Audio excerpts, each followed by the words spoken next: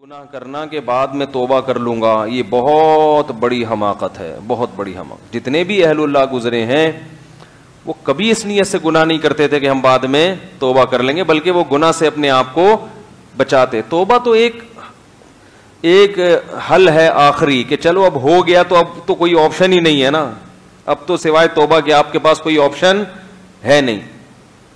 تو اگر اسلام توبہ کا آپشن نہ رکھتا تو لوگ کہتے اب جب جہنم میں جانا ہی ہے تو چلو اور کرو اور کرو اور کرو، اس لیے اللہ نے ایک آپشن رکھا ہے، چل بھائی اب آ جا۔ لیکن توبہ کرنا آسان کام نہیں ہے، کیونکہ جب ایک دفعہ گناہ کا چسکا لگتا ہے تو پھر اس کو چھوڑنا آسان نہیں ہوتا۔ اور توبہ کی شرائط میں یہ بات داخل ہے کہ آئندہ نہ کرنے کا عزم ہو، یہ بڑا مشکل ہو جاتا ہے۔ وہ بار بار یہی سوچ کے گناہ کرتا ہے کہ میں توبہ کر لوں گا، وہ بار بار ایک ہی گناہ کو کرتا رہتا ہے اور لت پڑتی رہتی ہے۔ بالکل اس کی مثال ایسے ہے جو ہیروئن اور چرسی ہوتے ہیں، وہ اس لیے تھوڑی پیتے ہیں کہ ہمیشہ پیتے رہیں گے۔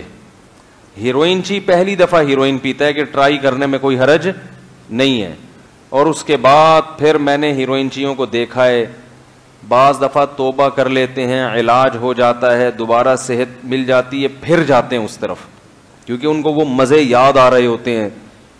اس لیے علماء نے لکھا ہے کہ گناہ سے جتنا دور بھاگو اچھا ہے۔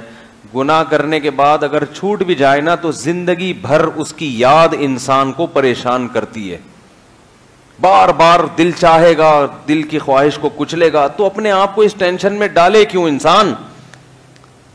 اور جو نہیں کرتے ان کا دل چاہتا ہی نہیں ہے، وہ عادت ہوتی ہے ان کو، وہ ہنسی خوشی سکون سے زندگی گزارتے۔ اب دیکھو ہم لوگ الحمدللہ ہیروئن نہیں پیتے، یہاں کتنے لوگ بیٹھے ہوئے ہیں ماشاءاللہ، کبھی کیمرے میں دکھا دیا کرو یار۔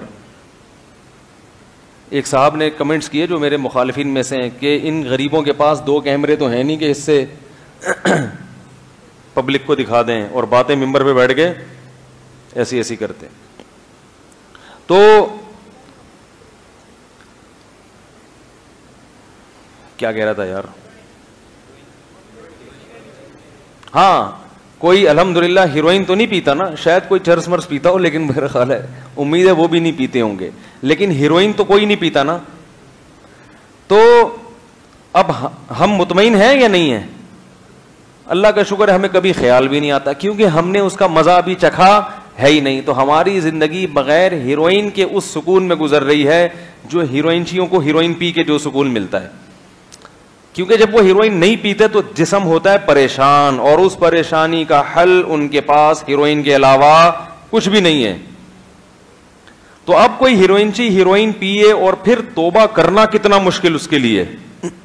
توبہ کر لی، 100 میں 1 توبہ کرتا ہے، اور توبہ کر کے پھر اس توبہ پر قائم رہنے والے پھر 100 میں 1، یعنی اگر 1,00,000 میں 1,000 لوگوں نے توبہ کی تو ان 1,000 میں سے پھر بہت زیادہ میکسیمم 100 ہوں گے جو توبہ پر قائم رہیں گے، 900 تو چھوڑ دیتے ہیں، توبہ توڑ دیتے ہیں۔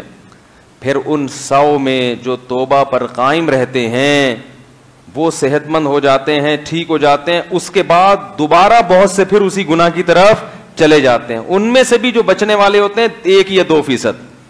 یہ میں اپنی زندگی کے مشاہدات بتا رہا ہوں۔ اب آپ کہیں بھائی آپ کا چرسیوں میں بھی اٹھنا بیٹھنا رہا ہے مفتی صاحب، جو زندگی کے ہیروئنچیوں میں بھی آپ کا اٹھنا بیٹھنا رہا ہے۔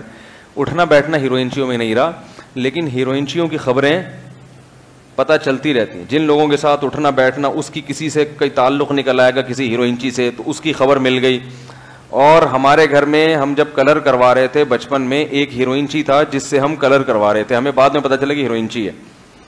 وہ بڑی اسپیڈ میں ٹک ٹک ٹک ٹک ٹک ٹک پوری دیوار نمٹا دیتا تھا۔ ہم کہتے یہ کیسے؟ تو پتہ چلا کہ فارغ وقت میں بیٹھ کے ان کا شغف کیا ہے، سٹا لگانا۔ سٹا لگایا 2 منٹ میں پوری دیوار۔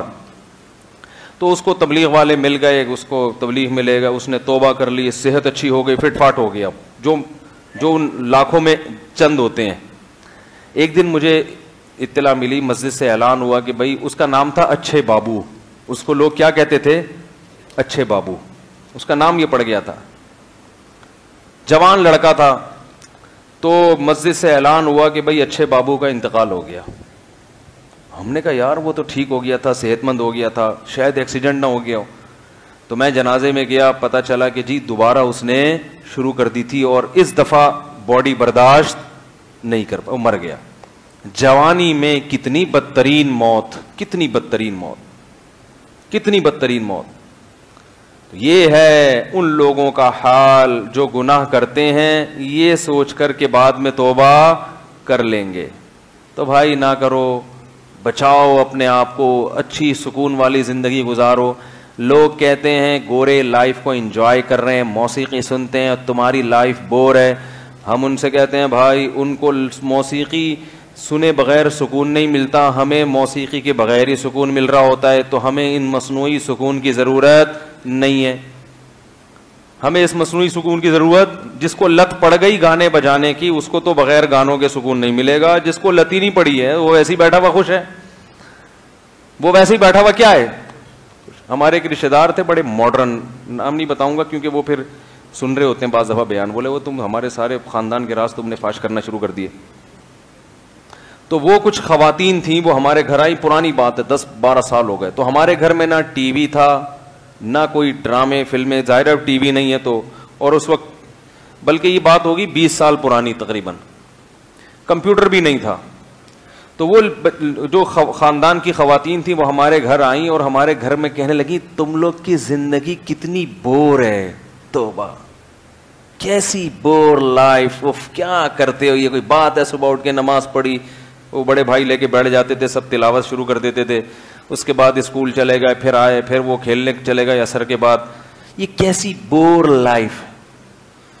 تو اصل میں بور لائف آپ کو اس لیے لگ رہی ہے کہ آپ کو سٹے گی.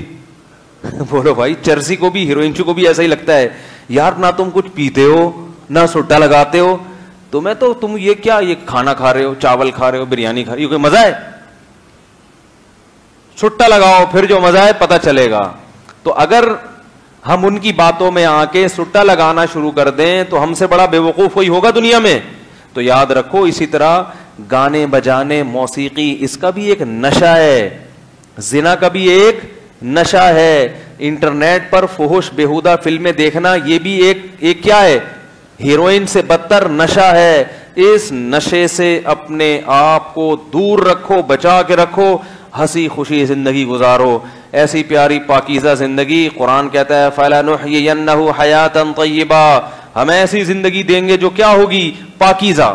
پاکیزہ کا لفظ بتا رہا ہے جیسے میلے کچیلے آدمی کو نہا دھو کے خوشبو لگا کے جو سکون ملتا ہے نا, وہ سکون تمہیں 24 گھنٹے ملے گا, وہ سکون تمہیں 24 گھنٹے ملے گا. تو اس لیے بچائیں, اور دل چاہے تو دل کی خواہشات کو کیا کر دیں, کچل دیں.